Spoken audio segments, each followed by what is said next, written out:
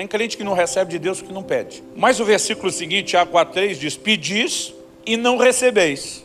Mas peraí, um não recebe porque não pede, mas o outro pede e não recebe. Nesse segundo caso, Tiago diz: pedis e não recebeis porque pedis mal. Essa noite é que o coração com que ofertamos, contribuímos, doamos, presenteamos, né? O coração com que ofertamos faz toda a diferença.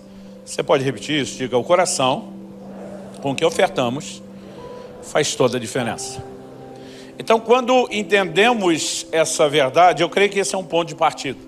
Aliás, na palavra que eu mencionei, que compartilhamos em dezembro do ano passado, está disponível no canal do YouTube da Pastor de São Paulo, uma questão de honra, nós falamos disso. Ontem, falando sobre as primícias, falamos disso, né? Porque é que Deus aceitou, né, ou se agradou de Abel e da sua oferta, mas não de Caim e da sua oferta.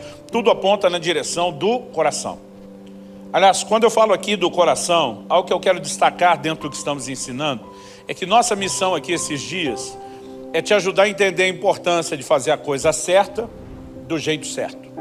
Nossa intenção é promover um seminário desse, né? Eu digo nossa intenção porque eu venho não apenas como convidado, mas parceiro mesmo da igreja, é te ajudar a fazer a coisa certa do jeito certo. Não é a tentativa de melhorar a arrecadação, né? Aliás, Deus seja louvado, porque o testemunho que a gente tem é de fidelidade, de generosidade. Aliás, basta ver toda a estrutura que em tão pouco tempo a igreja já tem, e como diz meu pastor, isso é só o começo. A ideia é ajudar a promover o entendimento de que nós temos que fazer a coisa certa do jeito certo. Então deixa eu explicar um pouquinho isso, para você entender como é importante a questão do coração. Tiago 4,2 diz: nada tendes porque não pedis. Tem crente que não recebe de Deus porque não pede. Mas o versículo seguinte, Tiago 4,3 diz: pedis e não recebeis. Mas peraí, um não recebe porque não pede, mas o outro pede e não recebe. Nesse segundo caso, Tiago diz: pedis e não recebeis porque pedis mal. Então, quando você faz a coisa certa para receber de Deus, que é pedir, mas faz do jeito errado, não funciona, não dá resultado. Nós vamos deixar para explorar a definição de pedir mal depois. Um outro exemplo bíblico para nos ajudar a ver a mesma verdade: o caso da ceia do Senhor. Paulo escreve aos Coríntios, e no capítulo 10, ele vai falar mais sobre a ceia no capítulo 11, mas no capítulo 10, verso 16, ele usa a seguinte expressão: o cálice da bênção que abençoamos.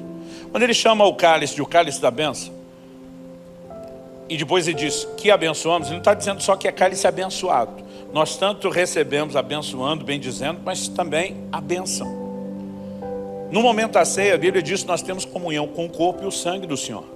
Aliás, o que nós chamamos de ceia, no inglês se chama comunhão, porque a ênfase do versículo 10, em muitas igrejas pelo mundo, né, o nome disso é comunhão. E apesar de não crermos na doutrina da transubstanciação, que os elementos literalmente se transformem, nós não podemos negar que comungamos com o corpo, né, e o sangue do Senhor. Logo, a bênção nisso. Quantos creem que são abençoados na ceia? Mas Paulo diz assim: examine-se o homem a si mesmo.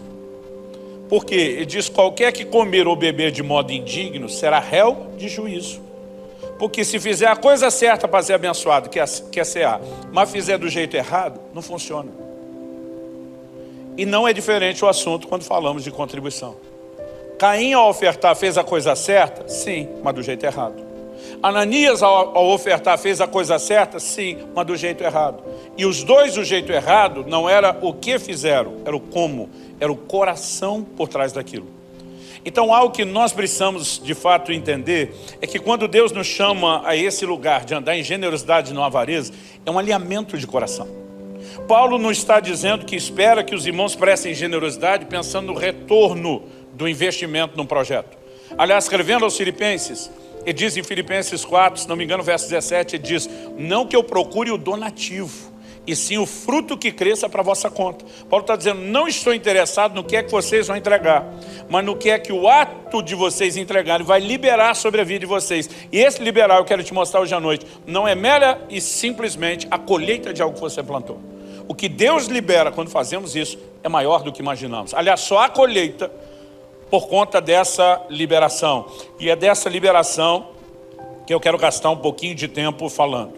Mas antes de passar para o segundo tópico, ainda falando dessa questão do coração, duas coisas que eu ainda queria enfatizar.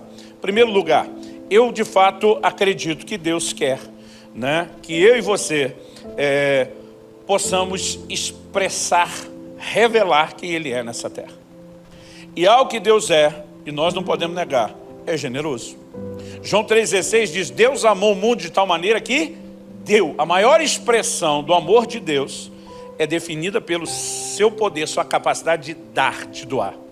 Tiago 1,5 diz, se algum de vocês tem falta de sabedoria, peça a Deus que a todos, não alguns, não a maioria, a todos, dá liberalmente. Deus é liberal. Outras traduções dizem que Ele dá generosamente. Deus é generoso. Nós sabemos disso. Agora, Efésios 5,1 diz que nós devemos ser imitadores de Deus como filhos amados. O prazer de Deus é que eu e você possamos agir, nos conduzir de tal forma que a gente, de fato, o revele quem Ele é nessa terra. A palavra de Deus diz em 1 João 3,16, nisso conhecemos o amor, que Cristo deu a sua vida por nós, portanto também nós devemos dar nossa vida pelos irmãos. A Bíblia não está só dizendo Cristo deu sua vida e a gente só usufrui. A Bíblia diz, e nós também temos que dar a nossa vida pelos nossos irmãos. Ele segue e diz, portanto, ele não está falando de necessariamente morrermos na cruz, mas ele diz no 17, ora, se alguém possui recursos desse mundo e vê seu irmão passar necessidade, mas fecha o coração para essa pessoa, que tudo começa no coração, como pode permanecer nele o amor de Deus? Filhinhos, não amemos de palavra, nem da boca para fora, mas de fato e de verdade. Todo pai tem prazer quando percebe que inspirou de alguma forma seus filhos, a quererem reproduzir o que eles veem nele.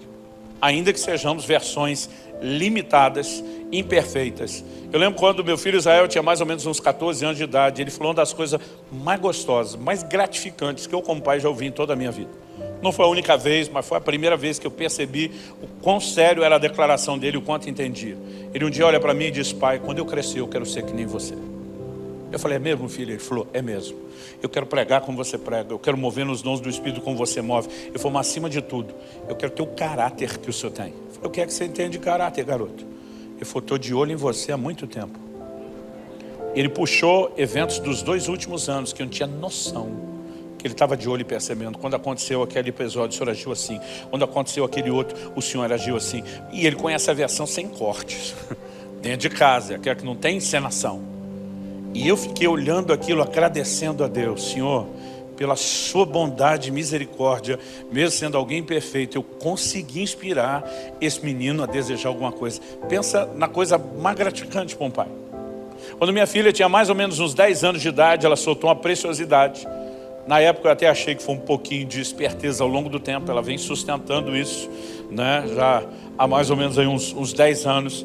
Eu lembro que nós voltamos num casamento e o assunto, a conversa no carro era casamento. Ela me fez uma pergunta, papai, por que que o pai entra com a noiva para entregá-la para o noivo? Eu falei, filha, quem inventou isso? Não sei, mas vou dizer por que a gente repete, sustenta o padrão. Comecei a apresentar princípios bíblicos. No meio dessa conversa do casamento, ela falou assim, já até sei o tipo de marido que eu quero.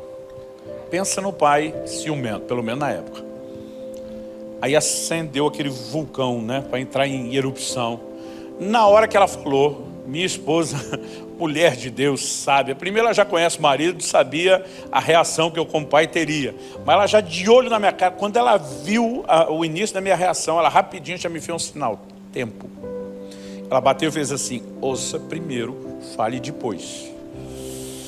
E eu antes de falar alguma coisa, minha vontade é dizer, o que você entende disso? Você tem 10 anos de idade, você não sabe o que é casamento, você não sabe o que é escolher alguém. Minha vontade era soltar já os cachorros, porque misturou o assunto do ciúme.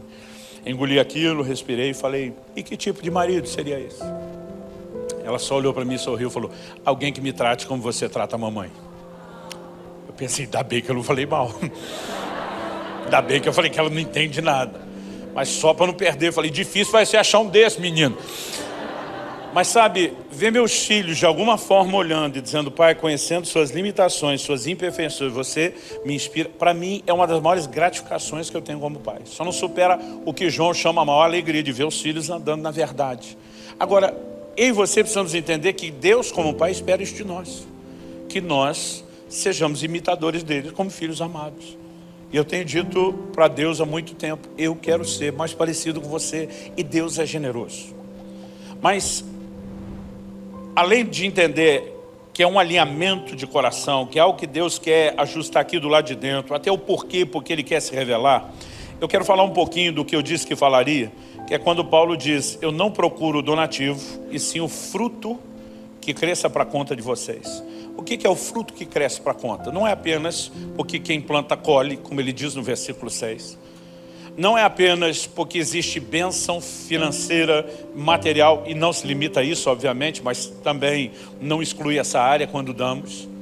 A segunda coisa que eu quero construir com você, olhando as Escrituras, é que a nossa atitude, ela determina a revelação de Deus que nós temos.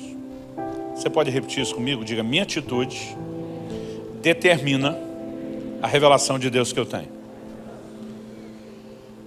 O que eu quero dizer com isso? Nós precisamos compreender que muito daquilo que Deus vai mostrar para mim e para você a respeito de quem Ele é, está atrelado à atitude que nós temos diante dEle. Então deixa eu dar um exemplo.